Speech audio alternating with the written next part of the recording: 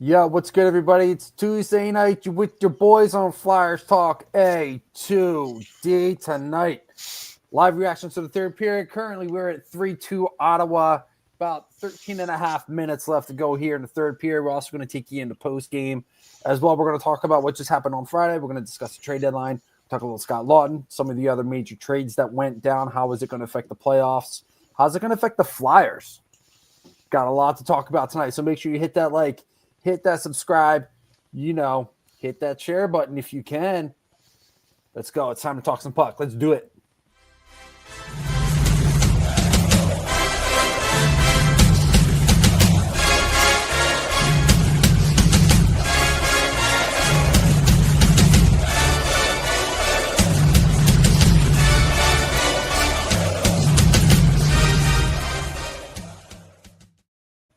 Welcome, ladies and gentlemen, to a brand new edition of Flyers Talk A2D right here on A2DRadio.com. I am Matt Sinsudi along with the Darkwing, Brian Daly. It's been a rough week, boys. A rough week.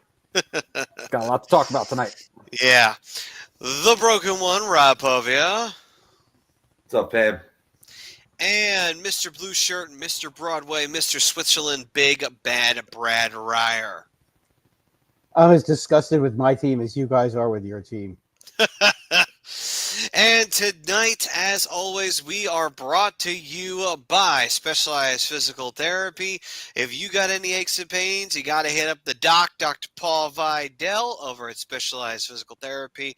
You can make an appointment at www.specializedphysicaltherapy.com, and then you either head to Burlington or Cherry Hill, New Jersey, and no matter what location you go to, he's got great teams in both. And once you have a few sessions with them, you will feel as good as new, and you won't have any more of those aches and pains. So the poll question is, the Flyers got fair value for Scott Lawton after dealing him to the Toronto Maple Leafs? Agree or disagree? The Flyers did wind up with a prospect and a first-round pick from the Toronto Maple Leafs in exchange for Scotty Lawton. So, gentlemen, this is a deal that I would have to say I think the Flyers come out pretty good in this one. I mean, they got what they wanted out of Scott Lawton, which was the first round. I mean, we were debating whether or not Scott Lawton was even going to be able to net them a first-round pick. So the fact that they managed to pull that off, I got to say, you know what?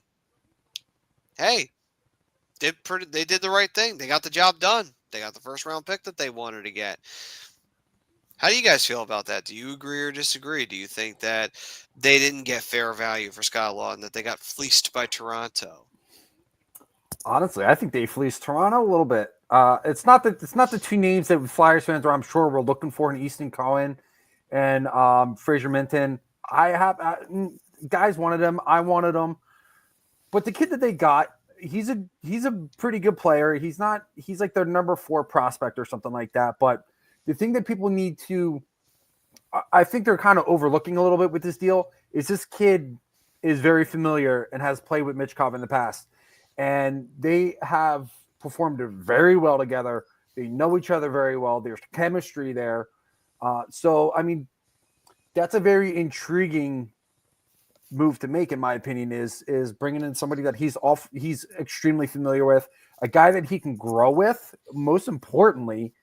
And, it's great that the language barrier is kind of starting to go away, but you still need somebody that you can throw on a line with him and build with and kind of grow with. So I love it. You got a first-round pick, which I thought would definitely happen with where Scott Lawton fell as far as the trade deadline goes, being one of the top centers in a very thin center pool for the trade deadline. So they had the leverage there to be able to get that first round pick. But I think it was a little bit more than fair value for Scott Lawton. But we also know that, it's a conditional pick that could wind up being a 2026? I forget what the condition was, but no, I thought they got fair value for Lawton. I thought this was a good deal for the Flyers, and I think moving forward, we're really going to see what what this kid turns into and how he can grow with Mishkov. Okay. How do you feel, Robbie? Well, yeah, it's not the player that we've talked about. Like I was certainly in on Fraser Milton because of big-bodied center. But Danny B came out and he said, look, I'm not personally familiar, but he's got his people on the case, the scouts out there, and they refused to do a deal with Toronto that didn't include another big-bodied, maybe not center, but a good prospect forward in Nikita Grabenkin, as you were pointing out. I think the Flyers got a strong return. Danny B, he continued asking price for Scott Lawton high, and it was met by the Leafs, not a 2025 or 26, but 2027 to sort of diversify your portfolio. This team already has pretty good stockpile on this draft and the next. So it's a top 10 protected, but a first round pick that you refuse to, in years, they said that maybe you missed your opportunity to trade a Scott Lawton to a contender, but he got the job done and he got the first round pick. Now, when we look at this 21-year-old Russian player, like I said, he brings size, brings strength, and a big body from the left side. So he fits what Philly is trying to do here and potentially fills a need. And then you have that rabbit in your hole with that 27 first rounder. I mean, kudos to the front office for getting the deal done. I wish Lawtz the best of luck in Toronto. And in a little bit, we'll hear from Danny B. I got a video keyed up, boys, that talks about the teams that were interested and in on him exceeded the list of contenders. There was a few other teams besides the Maple Leafs that were in on Scotty Lawton. So maybe that potential bidding war, Brad, influenced them having to give up that first rounder to get Scott Lawton. I'll tell you what, Danny and Jonesy can take the mask off. Okay, that was the biggest heist since the train robbery. Okay, a first round pick for a third line center.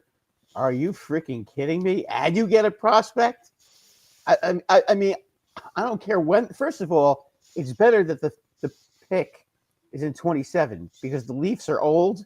They're probably going to lose Matthews. They may even lose, what's his name, Marner over the offseason this year. Okay. They're probably going to be an old, beat up, losing team by the time this draft choice is available. The Flyers are going to get a very, very high pick. Instead of like a 28th pick or a 26th pick, they're probably going to get a top 10 pick because Toronto by then is going to be done. So, you know something? As far as I'm concerned, as you guys know, I'm not a big fan of Lawton. I don't think he brings that much to the table. He's not a scorer. He's a third-line player.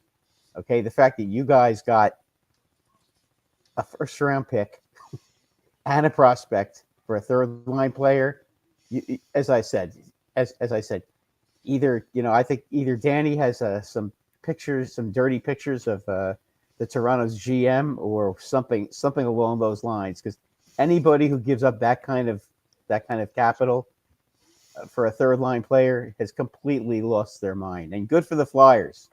You know what? They stuck to their guns and they got what they wanted. So, that's very, very, that was a very strong trade.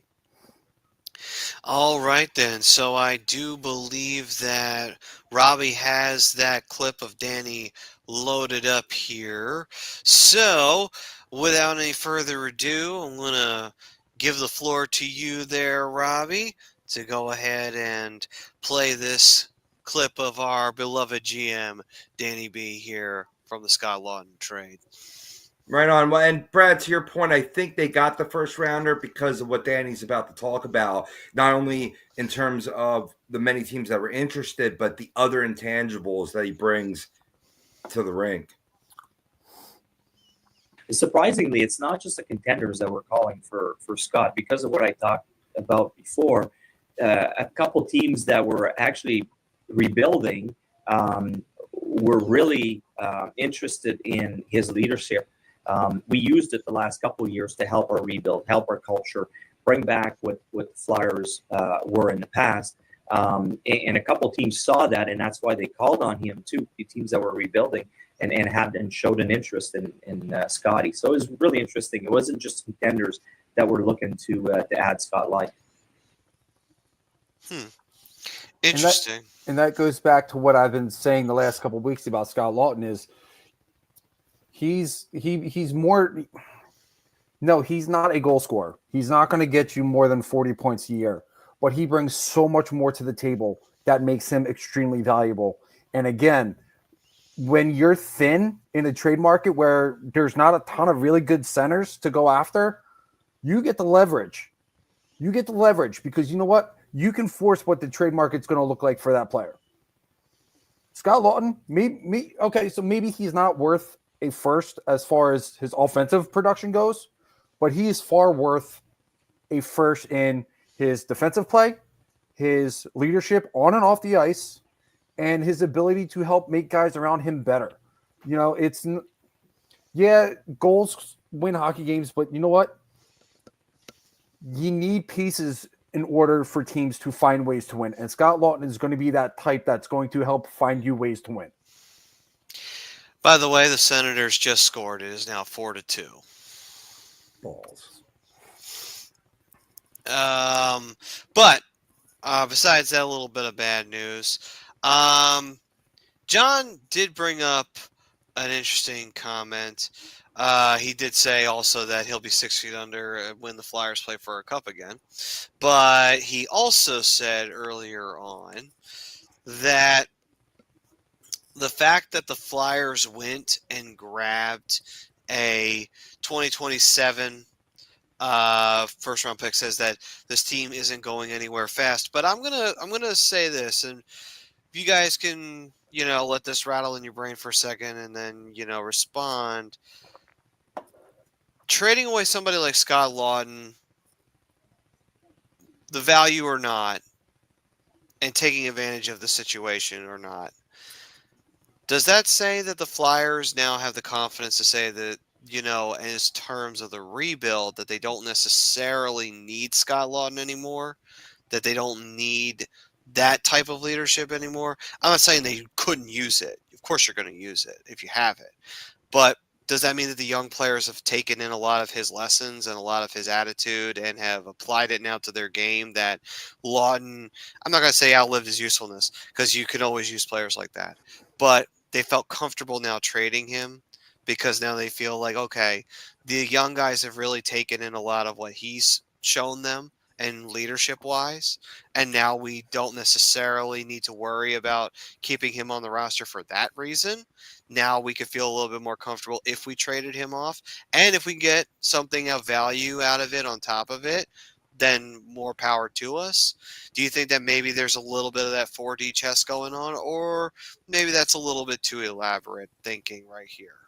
No, I think that's exactly what's going on. I think that's why the timing was now instead of than in the past. They needed his leadership as a part of this rebuild. But the mantle has been passed, and you can look no further than Noah Cates, who has been performing very well, really exemplifying what it is to be an NHLer, as well as a top-line guy that works that 200-foot game, comes back as defensively responsible, and is really showing a good scoring prowess, nose for the net, and playmaking ability. So these are all things that we've seen from Superman in the past. I think other guys like a Bobby Brink are getting a little bit more vocal as they get more confidence and more reps in this league. And, as well as Tyson Forrester as well, that complete you could say arguably first line for the Philadelphia Flyers, but it's more than that. And I think that it's a timing thing, and really you got to strike while as soon as Rantanen deal went down, that really, when it went, that means all of a sudden now Dallas is out of the Mitch Marner sweepstakes, and it really created a bunch of dominoes that fell, and eventually this is on the low end of the totem pole. But I think it was a combination of GM timing and a good time to pass the mantle on to the younger kids here, and free up that space, right, to continue to add and grow towards the future of the Philadelphia Flyers. Yeah, and you know what? In 2027, this is going to be a very different looking Toronto Maple Leafs team. So who knows where this pick is going to wind up being? It's a top 10 protected pick. Like, that's massive.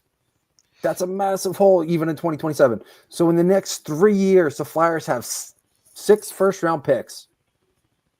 That's massive for the rebuild. The Flyers might be a playoff team next year, honestly. But in order for the Flyers to be able to take a step forward, they have to be able to get rid of some of the garbage or dead weight, as it were. Not saying that Scott Laughton was dead weight by any means necessary, because he definitely had his value as a player. But this is a team that they need to figure out ways to absolutely cut some of these contracts, cut some of the dead weight to allow guys like Oliver Bonk to get a shot, Emil Andre to get consistent playing time. Figure out ways to be able to get the young guys up. That's the most important thing right now, is getting the guys up, seeing where they are, and allow them to develop.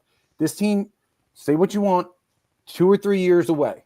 By 2027, this team should be back in the playoffs easily. But that also means that Danny Briere has to hit in free agency, and he has to hit in the draft too. But in order to hit in the draft, you need draft picks. And to have 6 in the next 3 years, that's awesome. Right. That's absolutely awesome. And Brian, it helps towards becoming a team that's not just dishing guys off at the trade deadline, but maybe is on the other side. And in that same podcast that we listened to a little bit before, the little snippet of Talking Leafs, he also talks about stockpiling these picks, as well as the draft capital that every NHL team is going to be gaining over the next 2 years, to where now all of a sudden, instead of this Flyers team being perennial sellers at the deadline, you could flip that switch and start bringing in talent, and you're creating a place where guys want to come to and play well. I mean, that name might not be Joel Farabee with some of his poignant words towards Tortorella this week, but that's been solved. God bless. But other guys who want to come in and play in this system and wear the orange and black. So eventually, over these next 2 or 3 years, as we see that transition, you'll see this team start to bring in some new faces, as well as, when you have all these top round picks, that's when you can make a deal for a superstar to pair with some of the guys that you already have. I'm very happy you brought up Farabee, by the way. I'm gonna fire a little shot at him. Homeboy, you have 2 points since going to Calgary. You're playing less minutes in Calgary. You really think you got room to really make any kind of comments right now? It was a pretty goal, though. Come on, Beezer. Pretty. Oh, it was pretty. Oh, there's no doubt. But homeboy, you've done nothing for Calgary. You've done just as much for Calgary as Jacob Pelletier has done for the Flyers.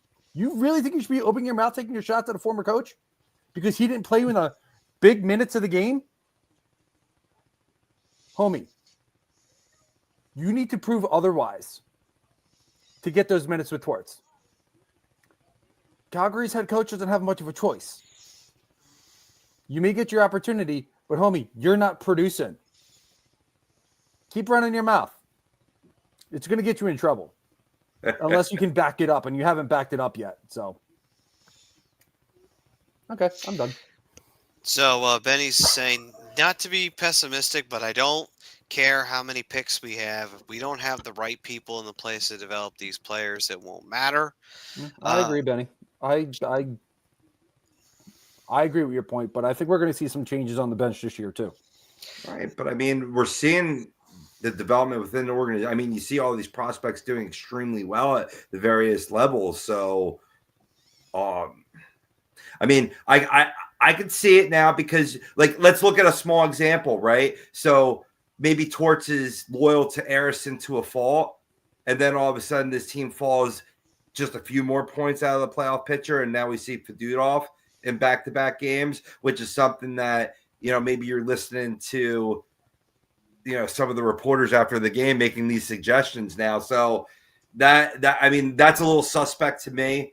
And I mean, if I'm going to be a pro Torts guy, I ought to point out when I notice something a little fake, little fugazi right there. And that was right. So what is this team right now? Where do the Flyers go from here, boys? Is what I want to throw out there. Mm. Yeah, I don't like what they honestly. I don't like what they're doing right now. To be honest with you, I think they were in a position. They got some draft picks.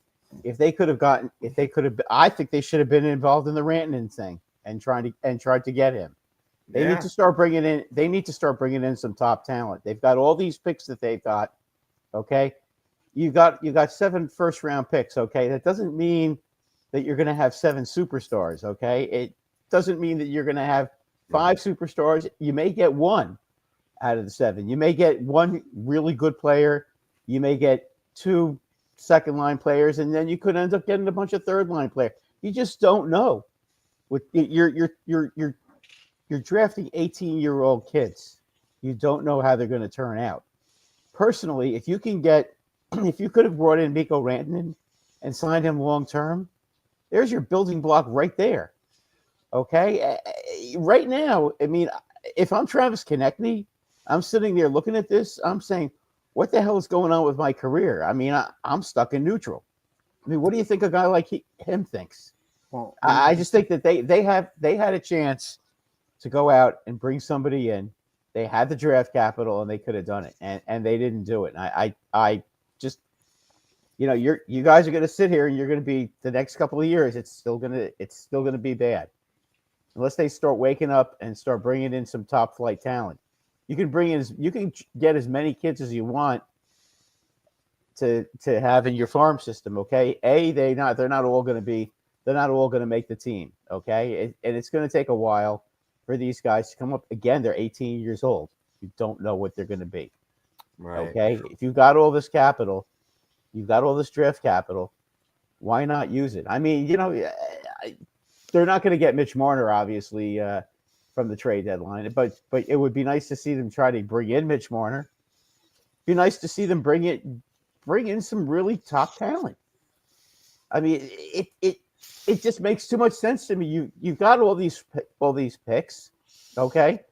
What's wrong with having 4 picks and giving up 3 picks and getting 2 really high quality players to bring into the team and start the engines now? I think the fans would like to not have to wait till 26, 27, or 27, 28 for this team to be a contender. Let's speed it up a little bit. All they're doing is kicking the can down the road, and Right. I don't like it. Not at this point. the problem with Rantanen is Rantanen wouldn't have come here. He wouldn't have signed. Right. Do you know that? Yeah, I didn't realize he had a talked to list his of 4 agent. teams. He had a list of 4 teams that he would go. This guy's a little prima donna. I don't want him. Fuck Yes, this. I don't Fuck want him Rantanen. either. Really, he had No. 4 teams that he wanted to go to, right? And they were trying to work a deal with the aforementioned Toronto Maple Leafs, and Carolina was asking for Mitch Marner, which they weren't prepared to do. But I mean, they better be prepared to sign him if they're not going to pull the trigger there, because they missed out on Rantanen. They were one of the 4 teams: Florida Panthers, Vegas Golden Knights, and some reported the LA Kings in there. So I mean, that you're talking about like some serious contenders, but also hey, that.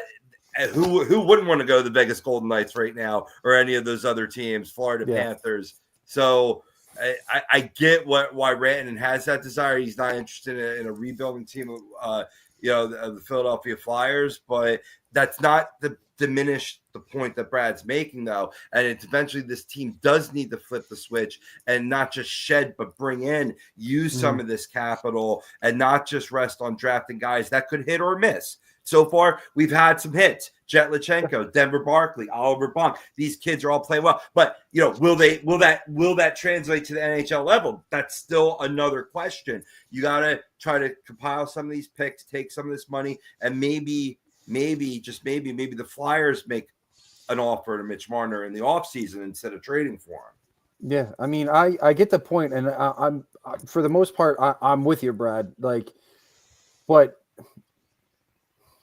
a lot of these players have control over where they go now. Rantanen knew where he wanted. He never even wanted to go to Carolina in the first place. That wasn't his call. No, I get that. He said, Brian, listen, honestly, I never thought Carolina was going to be able to sign him, but I didn't think it was going to be because the player was was being such a big baby about it, though. That I didn't see coming. I thought Carolina would be the cheapskates and not pay him, but it turned out that the player was just being ridiculous because that's a real good team. I mean, he, as far as I'm concerned, Rantanen blew it. So it is official now. The Senators have won 5-2. So that pretty much takes care of that. Thanks for the help, guys.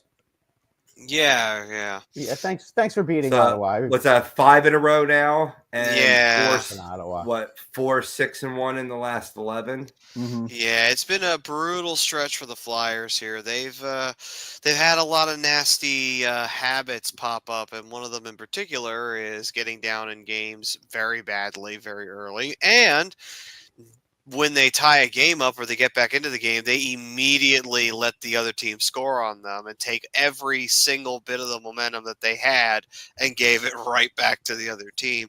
They did that tonight again, by the way, in case anyone was wondering. They did that when they just got back into the game, and then Ottawa immediately scored right down on the Flyers' end. Twice, by the way, that happened. Yeah, So- I don't like the way Leaky goal Fedotov was- played either. I don't think he played very well tonight. Fedotov had a rough night. Mhm. There were a couple goals that he should have stopped. And it's like, you got to have that one. The second one in particular was pretty bad. That Third One one, as from the well. point. yeah.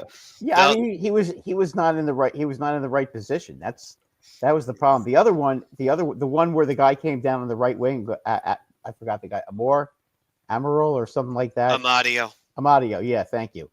I mean that's a goal you cannot give up. Yeah, that I saw when that got scored out of nowhere. I was like, how did that go in? And then you see the replay, it's even worse. It's just like, Yeah. oh, He God. was too far. He was way too far. He was overplaying the short side, and he gave him the long side. I mean, you can't do that.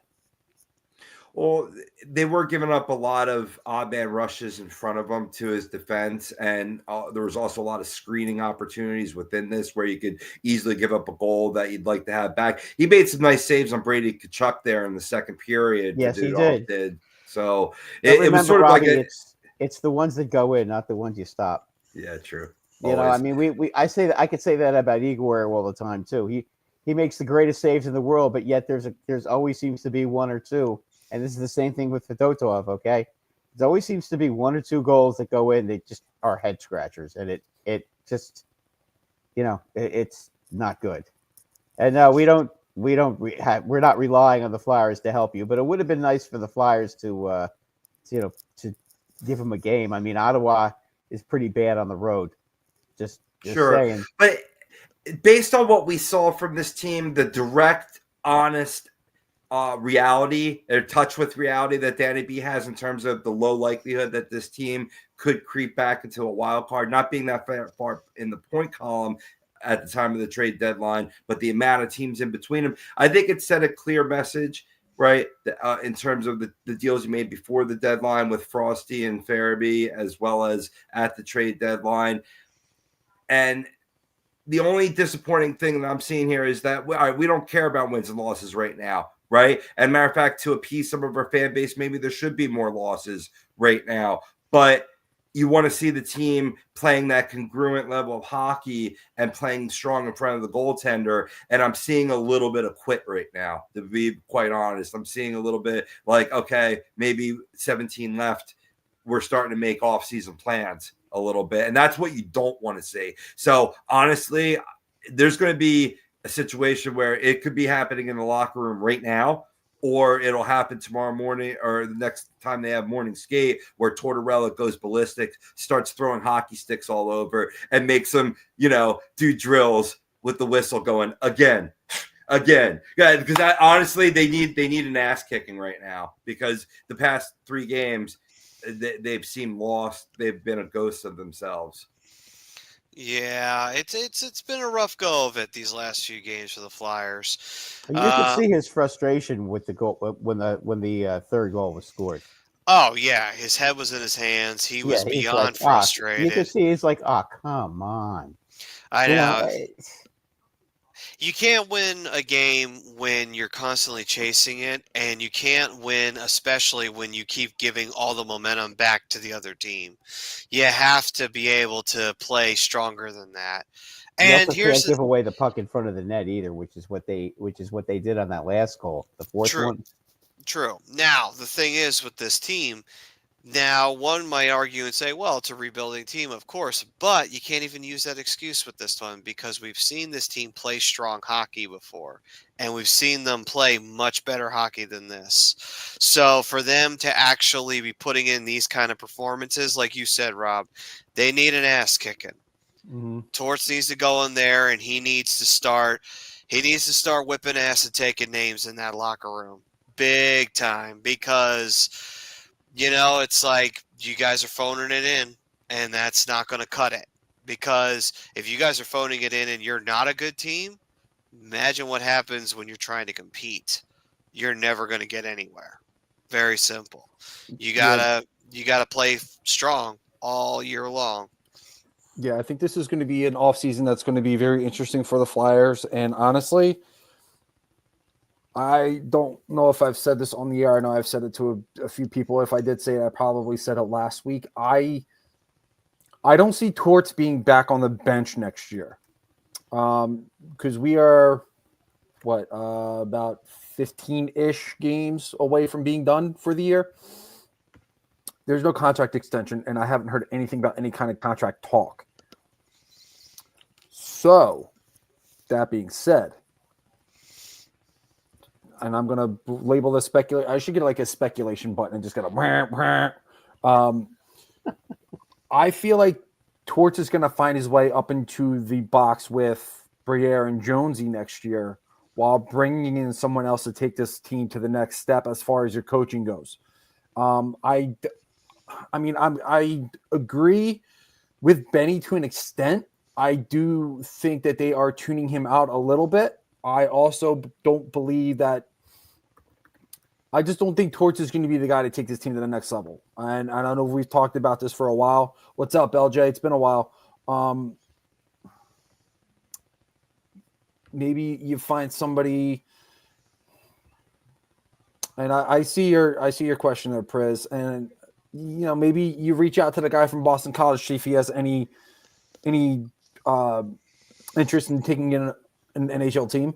I know we've tried that before, and it kind of, I don't want to say it failed, but it definitely didn't succeed under Dave Haxtell. But maybe you bring in a guy from BC.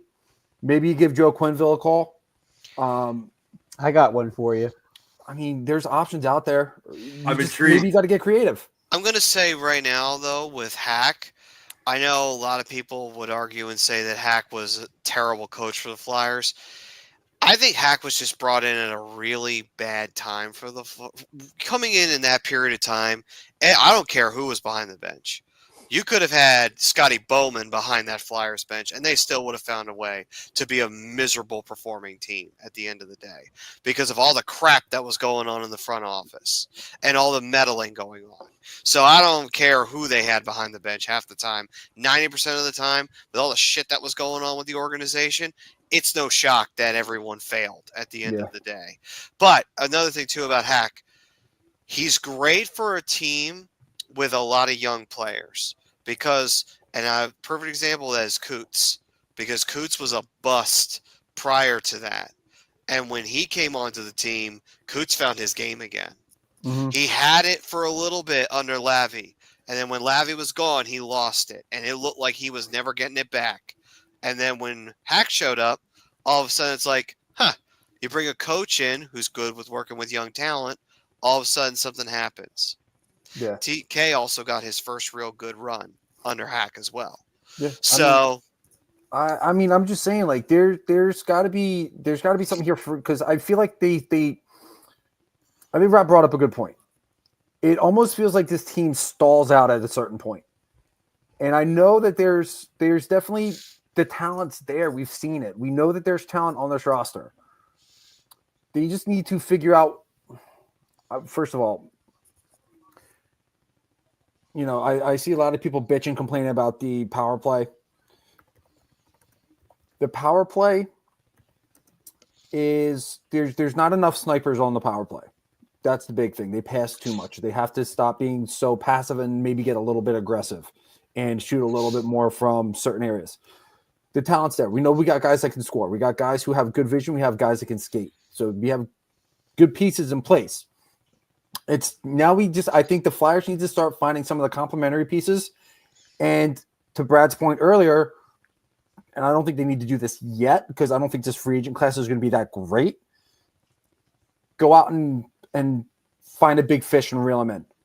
But in order to do that, you have to create intrigue for players to want to come here. Right now, there is none. Because if any of you guys saw the anonymous list, Torts wound up on both. There's a lot of guys that don't want to play for him, and there's a lot of guys that do. So this is why I think we're not going to see Torts back behind the benches, because now you're going to want to lure guys in. And in order to do that, you got to bring in a coach that guys are going to like.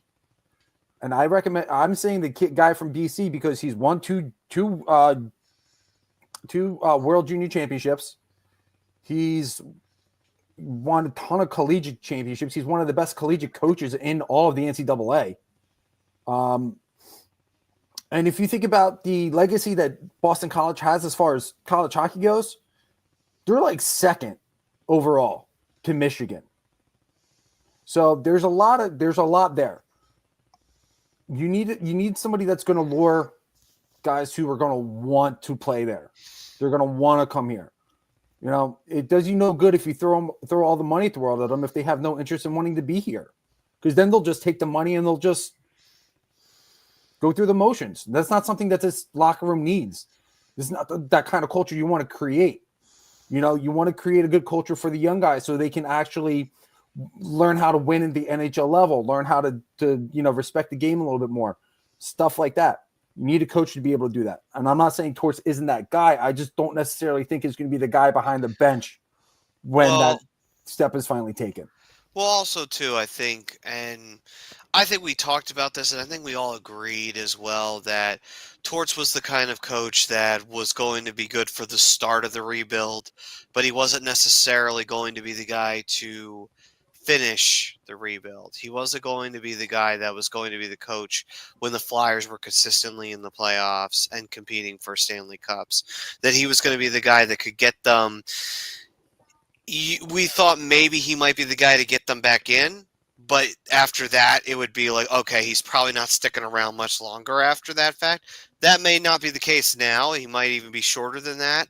But I think we all pretty much were thinking he's probably just going to be here for the start of the rebuild and to get the team kind of whipped into shape a little bit, more so than necessarily him sticking around for a very long extended period of time and being the coach that everyone looks at and say, okay, he's the guy who's going to put the Flyers over the top. He's going to help get the system in place that they need so that they can officially not only be in the playoffs consistently, but go on to win the Stanley Cup. That's the kind of we pretty much all agreed that Torts wasn't going to be that coach. Yeah. He was going to be the coach that was going to kind of get them into the mentality of this is the NHL, this is what's expected of you, this is what I expect of you, and this is how you're going to fit in this organization. Yeah. I think that's what the kind of coach we pretty much figured he was going to be when he got hired in Philly. You know, we keep saying as a fan base, and I'm not going to loop any of us into this because, you know, we're all smarter than that. Sitting here saying, first of all, anybody who thinks Sam Ersson is a number one starter is outside your damn mind, because at least I've never said, and we've got shows in the past that can back me up on this. I've never said Sam Ersson would ever be a number one goaltender. And anybody that thinks he is a number one franchise goaltender, like I said, you're outside your damn mind, because he's a very good goalie, but he's not a guy that can carry you for 50, 55 games a year. He never was. He never will be. Ersson is a good tandem guy. He's a good tandem guy. We saw it with Hart. Or should I refer to him as he who shall not be named? Anyway, the Flyers, you need a goalie, LJ, for sure. And they have two potential franchise guys in the wings right now. Just waiting to see what happens with Zavragan and Russia. I think we need to not push it and let him finish out his contract before he can come over. I mean, you need to honestly. I'm a big believer. You have to take a goalie in every draft. You have to keep that pipeline full because you never know what you're going to be able to have. True. You look at, I mean, if you look at Detroit right now, that's the one thing that's holding them back. I mean, their defense needs to be upgraded a little bit, but I mean, they're not terrible. Get Casa in net, let him get his reps in, and you rock him with Talbot. Maybe you're a playoff team. That But team is just Eriksson and soft. Fedotov and Kolosov are not going to be guys who are going to be starters in this league. They are going to be very good backups or tandem guys. I could definitely see. I see that more so with Eriksson than any of the other three. I think the other two are going to wind up being like, unfortunately, Anthony Stolars and be solid backups for good teams.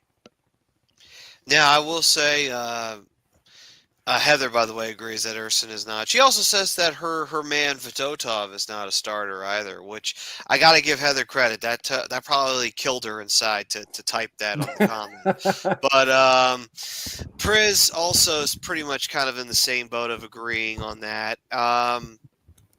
You know, I would say, with terms of goaltending, it's very hard to land that franchise goalie because there's only going to be how many every generation you see maybe 2 or 3 at best, 2 or 3, sometimes 4. You very rarely get that many at the end of the day, you know. And some of the goalies that sometimes we also have hindsight ability to say, oh, well, this goalie turned out to be really great. It's like, yeah, that goalie turned out to be really great, but let's talk about who's playing in front of him. You know, so that's another thing, too, that we sometimes forget. That's like, yeah, that goalie might be playing very well over there, but what's the defense in front of him? Mm-hmm. That makes up for a lot of his negatives. Mm-hmm. If you have a good defense in front of you, you can have a shaky goalie at the end of the day and still look strong enough to win. So, you know, I would say right now, in terms of goaltending wise, if you don't run into a superstar goalie, you know, if you can rock a solid tandem, you should be okay at the end of the day. Would you want to have a superstar goaltender? Of course you do. Who the fuck doesn't? Yeah. But at the end of the day, it's like you can't be guaranteed that. And so you kind of have to roll with what you get. And right now, as it stands, we have a situation where we have a tandem goalie who is the starter, mostly because of the fact he got thrown a curveball that unfortunately hit the Flyers last year. Mm-hmm. And he had to make up the difference for it, which was kind of unfair. And then you have 2 rookies who are just getting their first taste of the NHL that he's had to play with this year.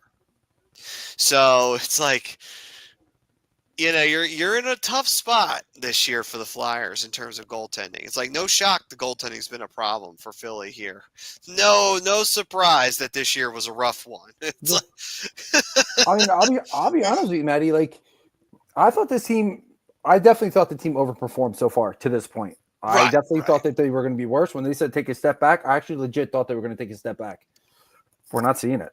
I think we're around about the same spot that we were last year, and I think we're going to finish around the same spot they were last year. And I don't necessarily think that's a bad thing. That's consistency. So that, to me, is telling me that this team is taking a step in the right direction.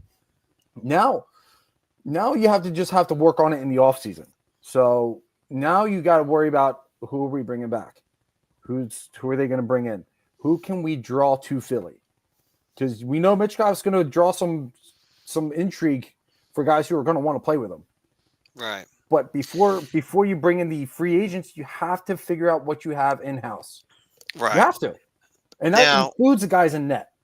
Right. That includes the guys in net. And I mean, I will say, with the way that we've seen, and I have to give credit where credit is due, you know, we can rag on Fedotov and how he performed tonight. But you know what? At the end of the day, I got to give the kid a lot of credit. He came into a season where he was expected to play a lot of NHL games that he probably wasn't prepared for by any stretch of the imagination. He got brought in last year at the worst possible time. Mhm. And, I think he's adjusted as best as he can in a full 82 campaign when he's been asked to pick up a ton of slack that is going to be there. And then the same can be said for anybody who stepped into the Flyers net this year. It's like, what other option did you have at the end of the day? He didn't have one. That was the Yeah. problem. He didn't have one. But and now, like Robbie was saying earlier, now you have guys like Bonk, you have Emil Andre, you have Denver Barkley, you have Jet Lachenko, you have talent there. You got to find a way to bring them up. Like Priz just said, you need a coach that can grow with them. Torts is not that guy.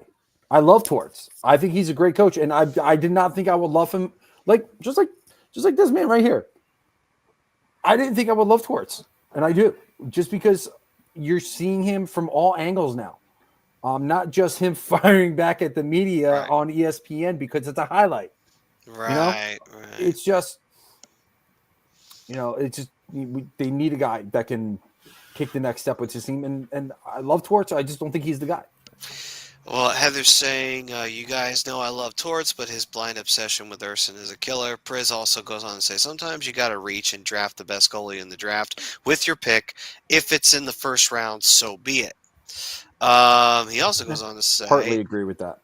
He also goes on to say, I love Torts too and would love to see him have a chance behind the bench with the Flyers in the playoffs. But if they're going to move on, they need a coach that can grow with them. Oh, I probably should have read that first comment. I didn't realize that they went together.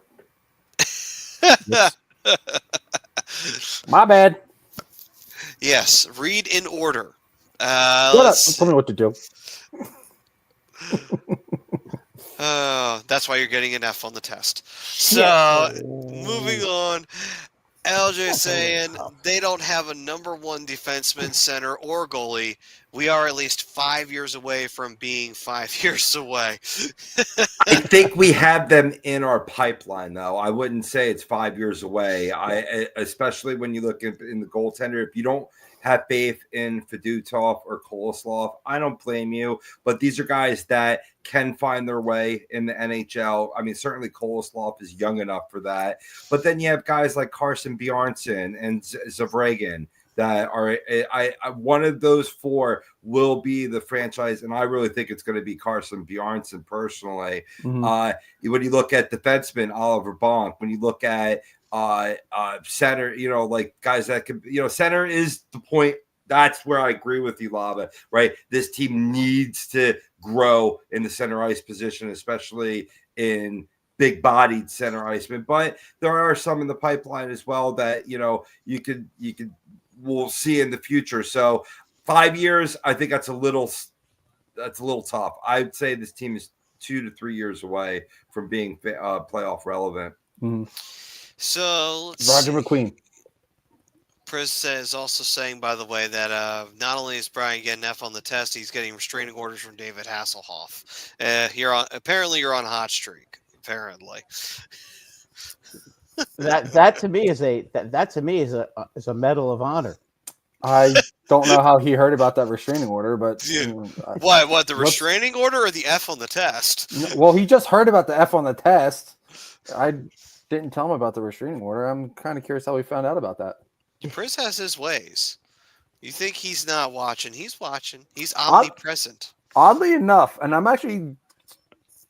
So I've been watching the Goldbergs, and I am in the final season. And oddly enough, David Hasselhoff was in a couple of the episodes that I just watched. Interesting. Oh, TMZ. TMZ, yes, because you can believe everything they say. So. Oh God. Hey guys, now I think Mike Sullivan might be available. Would you be okay with trying to have him come in? Because I know I've heard that the Penguins might part ways at the end of the season. I know my Rangers I would love to see my Rangers bring him back into the organization What would your thoughts be about you bringing him back into the organization? I would openly welcome that. You're talking about a guy that was selected to coach Team USA out of all the plethora of options. Mike Sullivan is a great hockey mind. I think he's got a roster that's old, that's tired, that needs rebuilding itself. So why don't you come to where you can accelerate that timeline with the Philadelphia Flyers, where they're on the way of the rebuild? Exactly. I mean, I think again, I haven't heard that he's going to get fired or anything along those lines, but I'm just putting two and two together here. Okay, the Penguins are a long way away. It's going to get a lot worse before it gets better with that team right now. Mike Sullivan would be interesting. Swoopy saying no, Mike Sullivan. I say no because of my comment above. Which he won a couple of Stanley Cups, and he knows how to coach young play. I mean, if you take a look at that roster that they had when they won the Stanley Cup, okay, yes, they had Crosby and Malkin in their prime, but how many of the other guys did he coach up to look incredibly good? I mean, Sullivan he was the coach that lasted. Under the time period with Crosby, what was it? The Penguins had Michel Therrien, and then they had Bausma, and I believe Johnson. I thought Blausma was a great coach, and it turned out then he went to Buffalo and did nothing. So it was more, I think he had that talented roster. And then Johnson, I believe, Mike Johnson, I think, was the other coach. And then Sullivan took over. And I will say this about Sullivan. When he took over, I noticed a difference in the Penguins. They were actually terrifying again. They kind of went through a weird period where they were struggling, even with Crosby and Malkin. To be fair, there were injury problems in there. But on top of it, it's like the team was just not getting the job done in the playoffs consistently. And it's like, how is it that they've managed to be considered the best team in the league and they just absolutely fumble the ball every year in the playoffs? Yeah, and Fleury was terrible in the playoffs, if you remember. Right, but then when Sullivan came in, Everything of a sudden, changed. Yeah, it all changed, and they were actually terrifying again. It's like, oh crap, the Penguins actually found the coach they needed to find, which may add to a possible good reason for the Flyers to look into it. But Swoopy's reason for disagreeing with Sullivan is saying, no, get a coach who fits and is in line with as far as style and system, who is in line with what the GM and the owner want. Then make every addition, trade, free agency, and draft be in with their style and system. Make every move revolve around this. Yeah, but not every player in the league is going to fit into every system. So that's the GM and the owner are not going to have any say in what the coach runs. The coach is going to run their system. It's not up to the GM. The GM and the owner are going to bring in a guy who's going to run the team on the ice. GM will have no say. Owner will have no say. It should be somebody that these guys can trust to get the job done, regardless of the system or style that they choose to run. I agree with you to an extent. You want guys that click in the system, because like we saw, Mikko Rantanen did not click with Carolina. He didn't. We'll see how he does in Dallas, but you have guys that just aren't going to click. You more so than finding guys who are going to fit the style and fit the system, you want to hire a guy that guys are going to want to play for. Sure. That's bigger than all. That's why I'm coming up with Sullivan. Exactly, Brad. That's what I'm going to say. Guy. He's a really good players coach. And ironically, he was the interim head coach for the Canucks while John Tortorella served a 6-game suspension with that club. So that would be ironic if he sort of usurped him again in terms of being the next Flyers head coach. But let's face facts. Mike Sullivan developed the young Jake Gensel and turned him into an elite player. It's true. Well, that's one guy, but what about all the third and fourth line guys that ended up being such terrific play guys like Mata? Who else am I thinking of? There were several players that Ian, what the hell was his name? When you got Sidney Crosby, a couple of those defensemen, that helps because he makes anybody and everybody on his line better. Oh, absolutely. I agree with you, but it wasn't just his line that was so good. So this is interesting to note. So he's coached two. He's been on two teams as a coach. He was the assistant coach for the New York Rangers from 2009 to 2013, Right. and then Exactly. which that was after Tortorella, right? Or was that during the time Tortorella was No, there? that was during the Tortorella period. So Torts already knows him. So there might be more of a connection here. Well, if So you keep Tortorella and you kick him upstairs, right, that's you know that's that what I'm that saying. seems to be a pretty logical situation. I mean, That's what I was getting at. I'm hoping the Rangers get rid of Laviolette and bring him in. I think it would be he's just what the Rangers would need to get these guys get the oomph back again. I have another Right. name, but I don't want to bring him up because I don't want to. I'm not exactly sure what's going on, so I don't want to. Quenville. No. Okay. Yeah. I have I another mean, name. Quenville wouldn't be a bad choice either. I'm not dismissing Quenville, but I just Sullivan's a little younger than Quenville too. Be interesting to see. Let me see what else we got here. We also have Swoopy saying Ian Cole. Yeah. Thank you. Ian Cole he wasn't even an NHL level player, and then with Sullivan he ended up being a really really solid player. I mean that happened with a bunch of their players. You This take a look just at all in. those third line players. This just did. 73-year-old Ken Hitchcock returns on. Swoopy also saying Dupuis. Pascal Dupuis was a pain in the ass because he would always score at the worst possible time and just be like, great. Gotta love those clutch players when they score against your team for theirs. It's like, oh, hate it when you gotta face those kind of players. Yeah. Look at Brian Russ too. In Yeah. terms of he developed from a bottom six to a top six. Yep. Right. Evan Fernandez was pretty damn good when he was on that team too. Yeah. And what has he done since he left Pittsburgh? But that also goes back to, and I'm not taking anything away from Mike Sullivan, but you put anybody on a line with Crosby, Crosby's going to make you look good. It's just a matter of can Did he they play with? I sustain don't remember him ever playing with Crosby though. Brian Russ? No, not Brian Rust. Evan Fernandez. Evan Rodriguez. Rodriguez. I'm sorry. Yeah. Evan No, he Rodriguez. played with him too, but not as much because Rodriguez is more of a center. But he does play the wing so often. But they did. Well, I mean, everybody There you got go. a chance to play with, because that's what Sullivan kind of does. He doesn't necessarily have set lines. He likes to mix it up and go with the hot hand, and then he takes lines and plays the lines that have a hot hand, and as soon as they cool off, he changes them. I've always liked coaches that do that.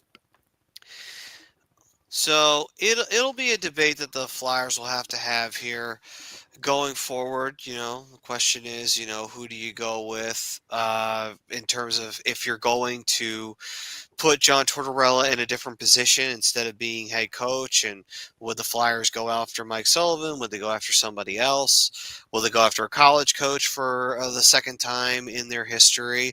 Will they resurrect Ken Hitchcock and bring him to the bench? God, I hope not. I can't imagine they would go there. You imagine that second stint in the Flyers organization. But Like Tortorella having a second stint with the Rangers. right. Probably would go over about as well as a wet fart in the middle of church. So yeah, a lot of fans want to see that because they think that he'd hold these players accountable for not playing defense. So we have a lot of guys that stand at the red line and go. Send the pass out here. I'm not coming back into the defensive zone. Send the pass up here. all right, so That would end with him. let's dive in here to the trade deadline. We did talk about the one deal, of course, Scott Lawton, the big one, but there was another couple of deals that the Flyers did make during the trade deadline. More minor, but Andrei Kuzmenko also got flipped, which I think we were debating that was a most likely thing that was going to happen It did. Pelletier didn't go, which, I mean, to be fair, he hadn't exactly given anybody a reason to trade for him. So there's that reason. But Kuzmenko gave a lot of reasons for people to say, maybe he's pretty good. Maybe we should go and grab him. And the Kings happen to be that team. I know why. Yeah. Yeah, he goes to a good situation there where he's going to get top line minutes right now with Kopitar. That'll continue, his resurrection. Yeah, he's not re-signing. That's the big reason why. He's actually going to the KHL next year. So well, that would explain why he ain't going nowheres. Okay, that makes total sense. Didn't wanna. He's not re-signing with anybody. He wants to go play in the KHL. Okay, well that makes sense. I'm glad that the Flyers flipped him and got something for him because at the time I was at work and me and my buddy were talking. We're like, what? Like why? Like you could have gotten more for him. No leverage on any side. So I didn't know that. Yeah, wow. You give. I actually didn't know that either. I actually found out a couple days ago. I think it was Saturday. I found out that he's going back to the KHL. So I mean, you get a third for him. You have to give up a seventh, but I'll third in 2026 for a player who doesn't want to resign, doesn't want to play in the NHL. Good, I'll take it. Yeah, I mean that kind of limits your choices somewhat. Flame's got to be laughing a little bit at that. I mean, I would be if I was able to do that to somebody. That's just me. Yeah, but now they're stuck with Frost and Farabee. And Farabee makes a lot of money, so. And apparently runs his mouth. So there you go. Yeah. I mean, just back up to talk, my guy. That's all I'm saying. I was going to say, but yeah, Farabee needs to score a couple of goals and get that team into the playoffs, and then he can run his mouth. But until then, he needs to keep a low profile. Chris, hell yeah, Heather fuck Crosby with a DM full of Brian's unsolicited pics. I'm not always the butt of everybody's jokes. There's 3 other guys on the show, Pris. But apparently you're the easiest one to pick on. I don't know if it's that. I think he just likes you. Yeah, that's what it is. I was going to say something similar to that, but maybe it's because I'm the most appealing one. What they say, why does the boy go over and tug on the girl's pigtail? Because he likes her. That's the whole reason why. He wants to get the attention. He's trying to get some attention. So, Brian, you apparently make sure that they know who he is. So, you got pigtails, Brian?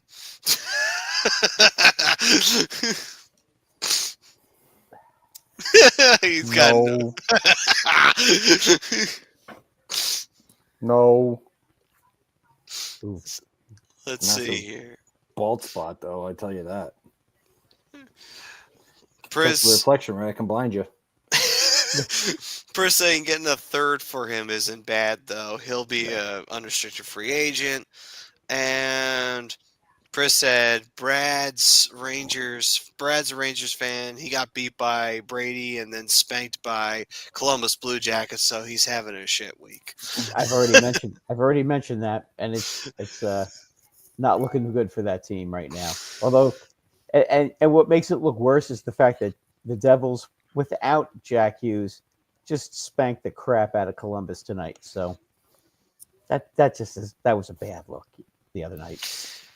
How do you get 2 shorthanded goals against a team on the same power play, come back at home and make it 3-3 after a penalty kill, and then just stop guarding guys in front of the net the whole damn night?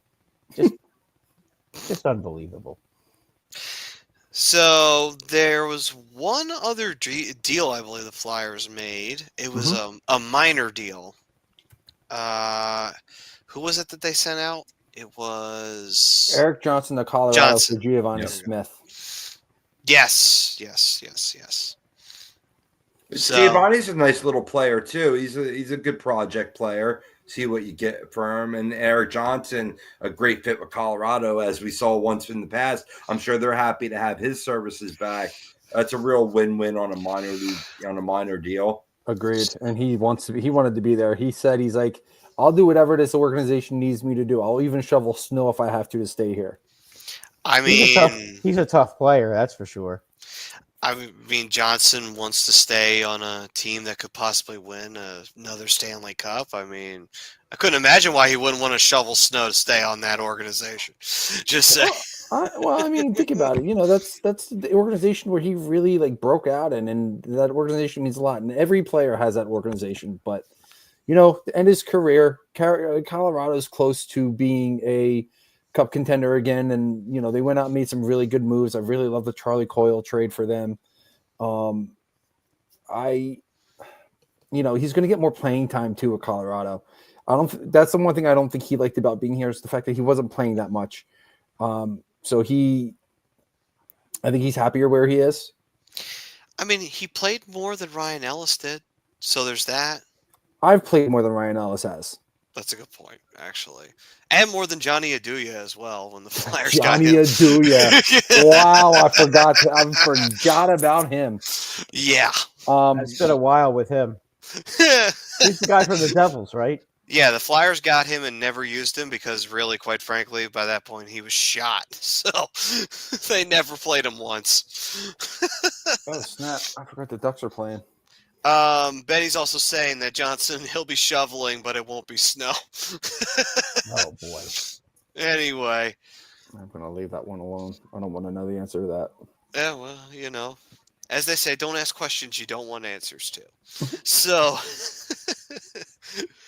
So with that, the Flyers, getting Smith back, getting Smith back is an interesting pickup there because obviously he left the Sharks organization and pretty much his role in the Sharks was fighting. That was pretty much his role. That's been his role most of his career. Pretty much. And he's pretty darn good at it, by the way. He is. He's pretty fierce. So he's a tough player. So and Delorier, if you want to get rid of Delorier, he probably has a little bit more skill at this point of his career than Delorier. Well, yeah, Delorier is what? He's in his 30s, 34, right? isn't he? Yeah, if I remember correct. So, Delorier could still kick anybody's ass in the league. Yeah, Delorier is still tough as nails. Yeah, no. Smith is playing in Lehigh, and I don't think he's got any. They have any intention of bringing him up. I think he's a free agent at the end of the year, so they're just gonna let him ride out down there. Okay, so if it comes down to it, then it may not even be necessarily anything crazy. No, that was just a move to get Eric Johnson. I think wanted one more run. Right, because that's pretty much the only thing, and I think honestly, the only reason why Giovanni Smith even really played for the Sharks is because the Sharks were that bad. Mm-hmm. So, you needed someone who can liven things up on the ice a little bit, even if it means fighting, not necessarily goal scoring. Yeah, so, once Hathaway comes back, there's really no need to have Giovanni Smith on your pro roster. So. Right. So, it's one of those things. But on top of that, that's pretty much it for the Flyers on their trade deadline. Not a whole lot else going on for them. But there were some interesting moves that were made, obviously. The big names that we had mentioned before, obviously you mentioned one of them, Charlie Coyle, going to Colorado. Brock Nelson leaving. He went to where? Colorado. Colorado, yeah, that's right. So, which we talked about Brock Nelson being a nice piece that could help a team, and come playoff time. Not a big surprise that he went to a contender. Colorado has gone and put their chips on the table. They have, but they have to. I mean, they're a team that is more than capable of being a dominant team in the playoffs, and they're more than capable of getting back to the Stanley Cup Finals. Is the goaltending good enough, though? That's been the biggest question mark for them. And that's where you continue to see that. Now, I guess they're hoping that if they invest in the heavy amount into centers, hopefully that can sort of balance out, tip the scale a little bit more in their favor. But again, they're going to have to get through Dallas. They'll have to get through Winnipeg. Those are going to probably be two opponents. If they got to draw them, I could see them giving them a hard time. The Golden Knights. The Golden Knights will, of course, give you a hard time. So those are going to be some teams to look out for if you're Colorado going into the playoffs this year. I mean, you could bank on the fact that Dallas can't seem to get the job done in clutch situations. But at the same time, this could be the year where But they got Ranton now, and he's got a lot of help. and also it could be the year where Ottinger decides, hey, you know what? I'm going to steal the show this year. So that could also be a big factor that could lead them to getting to the promised land. So it'll be interesting to see Colorado's situation this year in the playoffs. But My big shocker is Boston completely shedding all their leadership, and they're playing the best hockey they've played all season long in the last 2 games. hey, you know what? I think Boston finally caught on to the idea. You know what? Let's just sell while we got the chance. Strike while the iron's hot. They're playing What do you well. think's going to happen Trade with their Costa, ass. though? I mean, I kind of feel bad for Brad Marchand. He got done a little dirty. oh, I feel bad for him a little bit. At least Boston did him the favor and sent him to a team that's going to be a contender for the cup. I feel so bad for him. Just think all his relatives are going to get thrown on the ice every time the Panthers win, or every time they score. His cousins and his family. Good Lord. I mean, this guy's don't spent get his the joke? entire career in Boston. He wants to stay there. You have the agreement on term. You can't give him the money he's asking for. You can't. You don't want to. They've always been cheapskates. Let's be honest. But this is a guy who's currently the captain of your organization. He's the heart and soul of your team. You're just going to up and do that to him? Nah, that's dirty. I don't like that. I don't like Brad Marchand, but you know what? He's better off in Florida because now he's got a chance to win another cup. Yeah, and it goes to show you, anyway, that it doesn't matter who your trade partner is if it's the best deal for you. I mean, at the end of the day, I'm not surprised that was pulled because, I mean, it's like older organizations, especially Original Six, a lot of times they tend to have some shady shit they like to pull. That's and no offense, Brad. I know Rangers are falling into that category, but I mean, let's be honest. They've done. Hey, listen, they did Barclay Goodrow dirty. We know that, right? Okay, I didn't like that. I didn't like that at all. I thought that was really nasty to do that. I mean, of all the guys to do it to, the one guy that actually really showed up in the playoffs last year was him, and that's who you decide to get rid of. Right. Yeah. I mean, let's be honest. Between Montreal has some history of doing some shady shit. Oh yeah. And and then on top of it, Toronto, I would say no, because they've just shown incompetence for the last 40 plus years. Detroit's been a sneaky ass organization too. Actually, yes. If you find out more too about their family, the family that owned them before the Great Depression, they actually had ties to like mob and stuff. It was like, wow, they had some really bad owners and the Blackhawks. My God. Yes, so the Blackhawks did too. Yeah, because they were owned by two brothers, and they were both owning those organizations. So, but that's what happens when you're 100 plus years old. Anyway, so I think that was pretty much it. I think Brad Marchand getting traded was the other big thing that happened, right? Did Raquel get traded? No. What was nobody Pittsburgh wanted thinking? to pay the asking price for him? Huh? Nobody wanted to pay the asking price for him. Same reason why Russell never got thinking? traded. He's going to walk at the end of the season. I think he's still under contract. Maddie, free agent. Yeah. Did you mention the deal that Ottawa and Buffalo struck?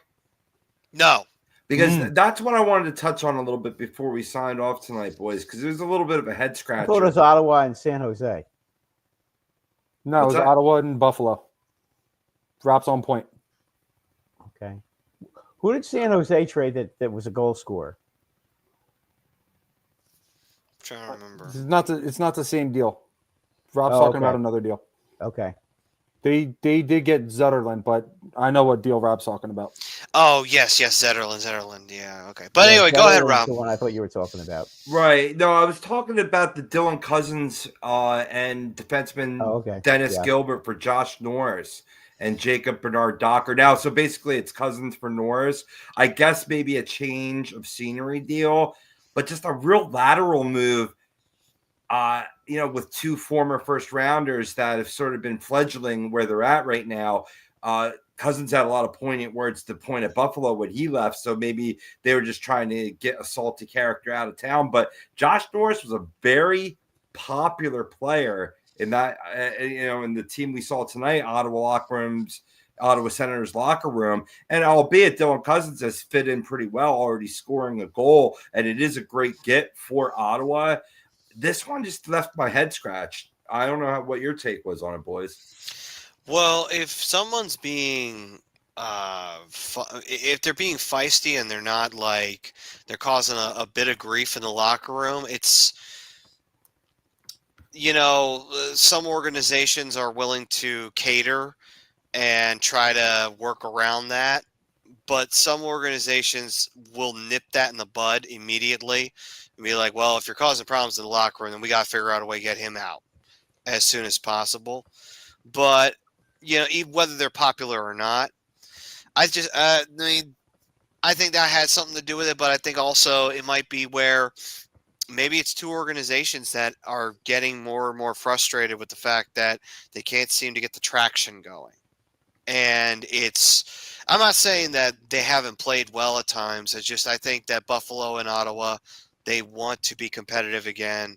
They're trying to get back to that level, and maybe they feel like it's like, okay, one guy's not working in this organization. Maybe he needs to change the scenery, and we bring this one in, and that'll change up everything and do it in a positive way.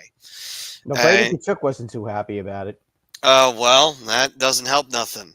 Yeah, he was pretty mad about them trading Norris. That was Fabian Zetterlund. The Senators acquired, by the way, boys. So to your point, Brad, yeah, they did pick up a goal scorer from the San Jose Sharks. So I mean, that's another deal that Ottawa has as they try to cling on to their playoff. That's the one that I have that's a head scratcher.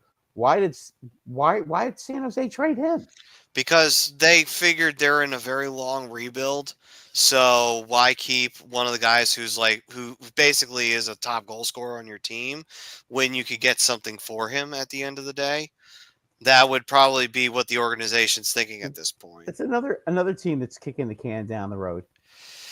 I honestly think though that they're even further down because it's like they are barren for the most part. Yeah, I know. They're like the Blackhawks. They went and just got rid of everybody.